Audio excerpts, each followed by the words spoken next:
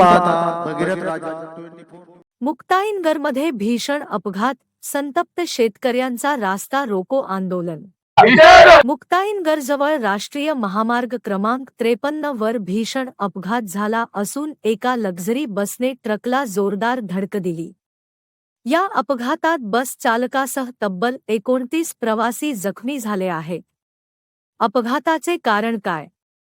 स्थानिक शेतकऱ्यांचा गंभीर आरोप आहे की संबंधित ठेकेदाराने विनापरवानगी महामार्गावरील डिव्हायडर तोडून खडीडांबर टाकून आडवे गतिरोधक तयार केले। याच निष्काळजीपणामुळे हा अपघात घडल्याचा दावा केला जात आहे। शेतकऱ्यांचा संताप अनावर। या घटनेच्या निषेधार्थ शेतकऱ्यांनी अग्रवाल कंपनी विरोधात रास्ता रोको आंदोलन करत महामार्गावरील वाहतूक ठप्प केली।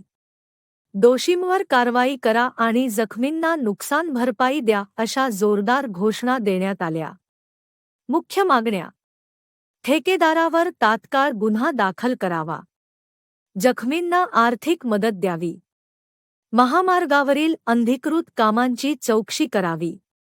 प्रशासनाची भूमिका: घटनेची माहिती मिळताच पोलीस व प्रशासन घटनास्थळी दाखल झाले असून आंदोलकांना योग्य कारवाईचे आश्वासन देण्यात आले आहे। अशाच ताज्या बातम्यांसाठी चॅनलला सबस्क्राईब करा, व्हिडिओला लाईक आणि शेअर करायला विसरू नका। भगीरथ राजा 24 न्यूज मुक्ताईनगर प्रतिनिधी किरण पाटील। आज इथे आम्ही आंदोलन केलं सर्व गावकरी मुक्ताईनगरचे गावकरी मंडळींनी का BN अग्रवाल कंपनीचं इथे 753L मध्ये काम चालू आहे।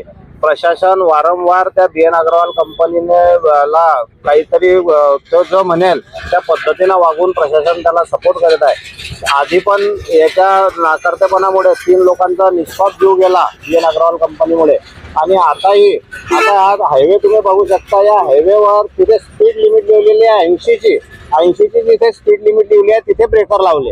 मग आता 80च्या स्पीड लिमिट लिहिलेली असल्यामुळे तिथे 80च्या स्पीड ना हायवेवर तो चालत असताना अचानक ब्रेकर आल्यामुळे त्या ट्रकवाल्याला ब्रेक मारावा लागला आणि एक लक्झरी त्याच्यामध्ये घुसले। त्याच्यामध्ये 22 लोक जखमी आहे, जळगावला ऍडमिट आहे।